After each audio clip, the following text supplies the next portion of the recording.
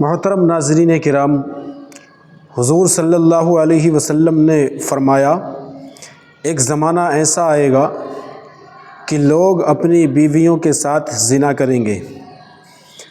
اس بارے میں مکمل معلومات جاننے کے لیے اس ویڈیو کو آخر تک ضرور دیکھیں۔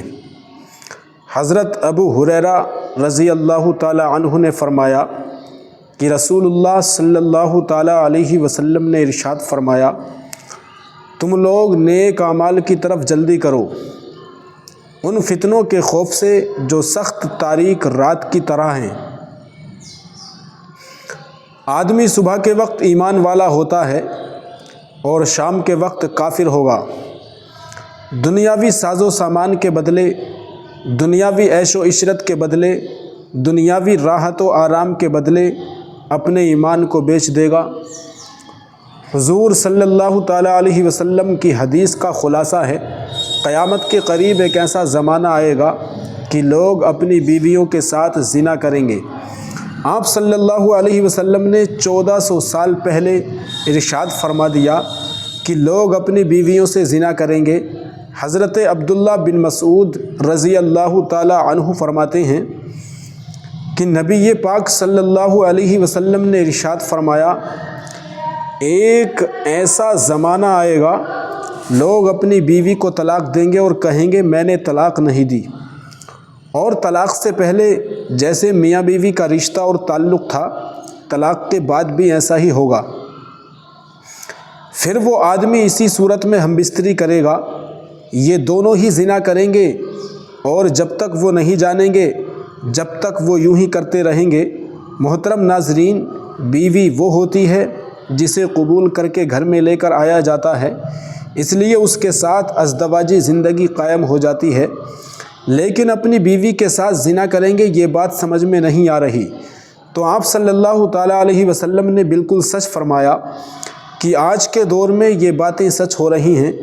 انسان کئی دفعہ ایسے کفریہ کلمات کہہ دیتا ہے کہ جن کلمات کی بنا پر انسان اسلام کے دائرے سے نکل جاتا ہے اور وہ کافر ہو جاتا ہے، تو اس کا نکاح ٹوٹ جاتا ہے۔ کافر اور مسلمان کا نکاح نہیں ہو سکتا۔ جب نکاح ٹوٹ جاتا ہے تو وہ آپس میں زنا کر رہے ہوتے ہیں۔ کفریہ الفاظ کیا ہیں؟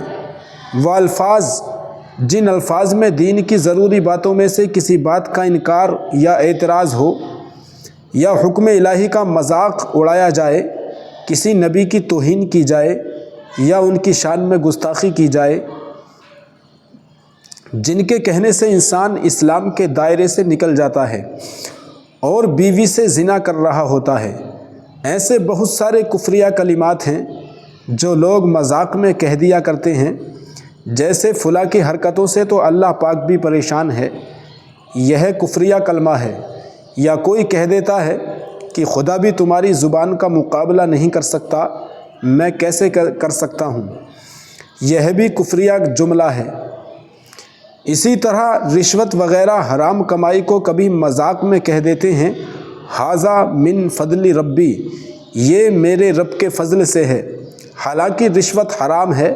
حرام کام کو اللہ تعالیٰ کی طرف منسوب کرنا یہ بھی کفریہ جملہ ہے۔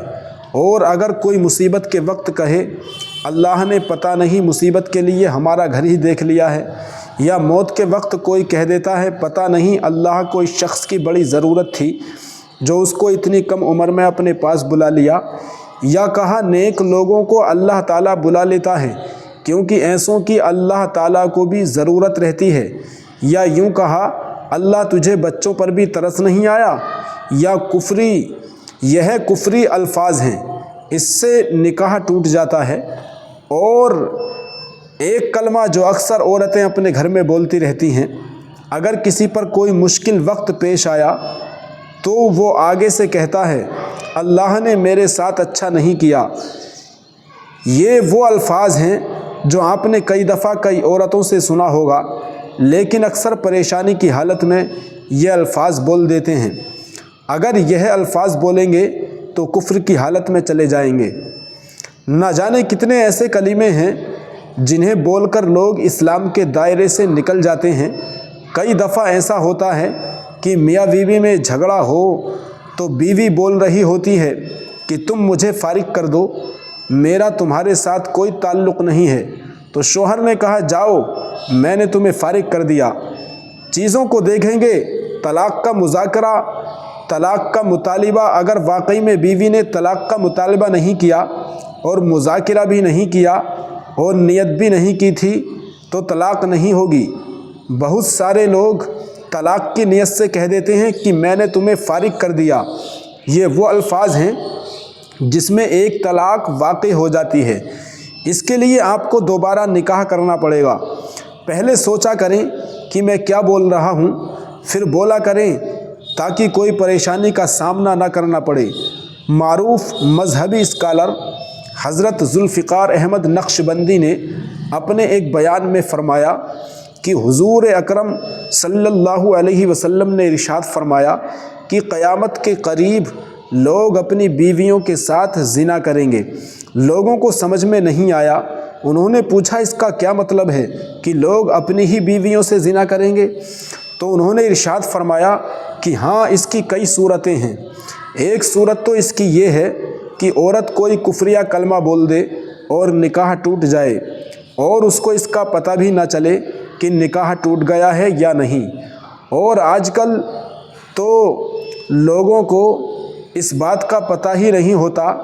काज़ी सनाउल्लाह पानीपती रहमतुल्लाहि अलैहि ने लिखा है कि अगर दो बंदे गुफ्तगू कर रहे थे, एक ने कहा ये तो शरीयत की बात है और अगले ने जवाब दिया कि अलग रख शरीयत को, तो वो आदमी काफिर हो जाएगा। हमें चाहिए कि हम उलमा से पूछ लें कि कुफ्रिया कलमे कौन कौन से हैं।